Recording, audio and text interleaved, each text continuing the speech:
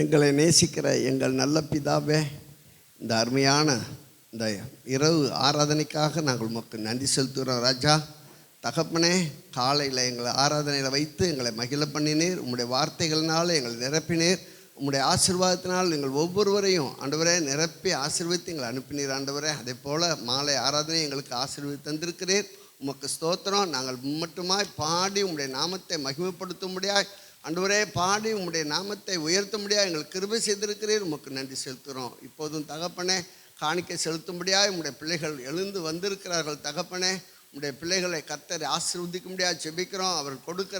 அவர்கள் செலுத்துகிற காணிக்கையை கர்த்தர் ஆசீர்வதித்து அதை அவர்களுக்கு திரும்ப கொடுக்க முடியாது நாங்கள் ஜெபிக்கிறோம். ஆண்டவரே, அது ஏராளமாய் தாராளமாய் கர்த்தர் கொடுத்து அவர்களை உயர்த்தி ஆசீர்வதிக்க முடியாது நாங்கள் ஜெபிக்கிறோம். காணிக்கை செலுத்துகிற பிள்ளைகள் ஒவ்வொருடைய குடும்பத்திலையும் கர்த்தர் சமாதானத்தையும் சந்தோஷத்தையும் கட்டளையிடுவீராக.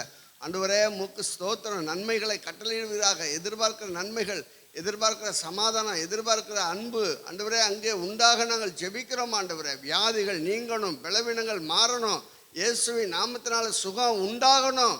அப்பா, உமக்கு ஸ்தோத்திரம். இந்த காணிக்கை ஆசீர்வாதமாக இருக்கட்டும். உம்முடைய நாமத்தை மகிமைப்படுத்துங்க. இயேசுவின் நாமத்தில் ஜெபிக்கிறோம் எங்கள் நல்ல பிதாவே. ஆமென், ஆமென்.